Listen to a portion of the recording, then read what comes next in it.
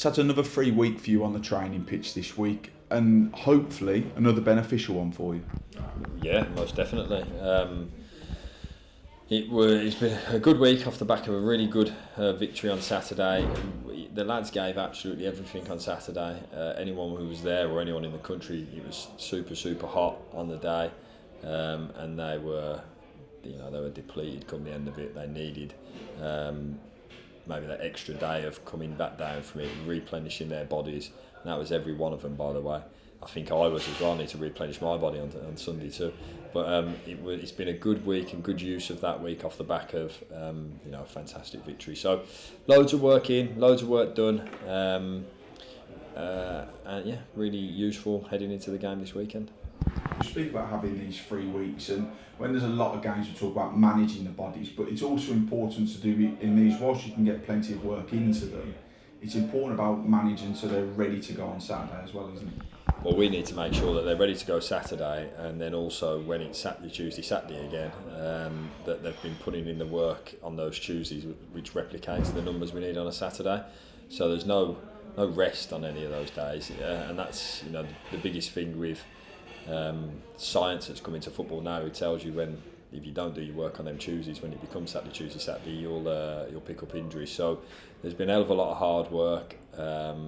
But it's been enjoyable, and as a coaches, we love these 3 weeks because we do get to kind of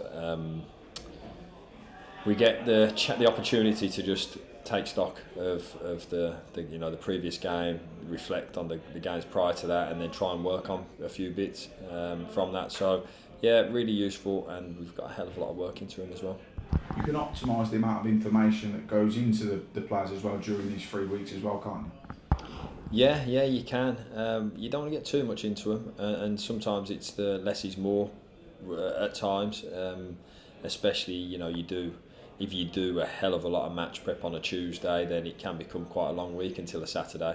And conversely, if you don't do enough, then you don't want to feel underprepared. So it's trying to strike that balance of what work we do, when and how, getting it into everybody so everybody knows how we want it to be, and also kind of making sure that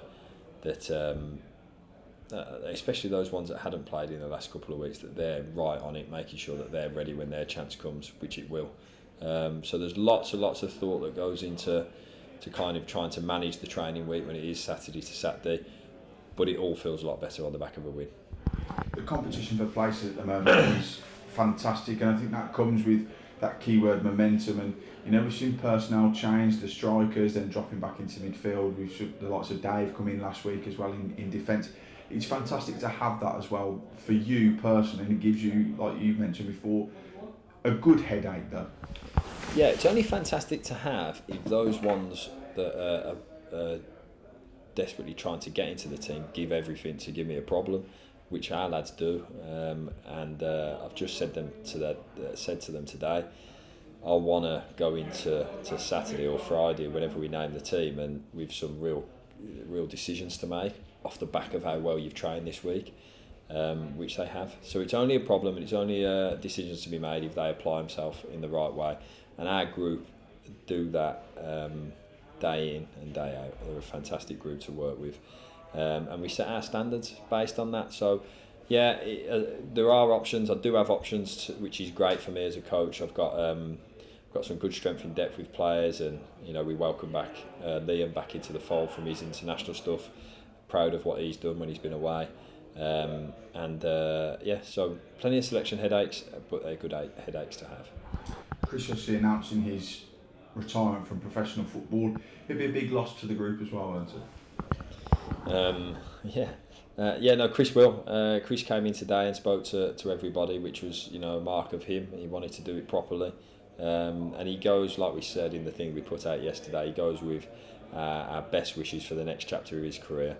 Naturally, of course, we would have preferred that he was continuing because of his the undoubted ability he has at this level.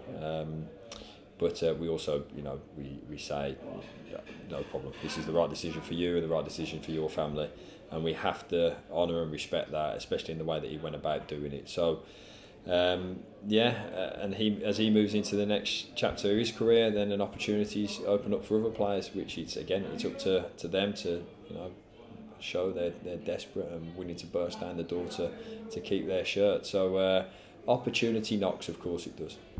On to Saturday against former colleague of yours, Michael Flynn. His Swindon side, I think their top goal scorers in the league, have been pretty free scoring so far, but all focus has been on them this week, obviously, and you're expecting, we say it every week, I know, another tough game though. Yeah, there aren't any in this division that aren't tough. That Michael's put together a really good squad, really competitive squad, and they got some really, really good football players at the club. So you've seen from the results they've had, from the amount of goals they've scored, they're a really good attacking team who cause problems that you don't see week in, week out. So it'll be a really, really tough game for us, with two extremely experienced manager and coach running the team there. So be a tough game, like every other game is, like every game is at this level, and we go into it trying to be as prepared as we possibly can.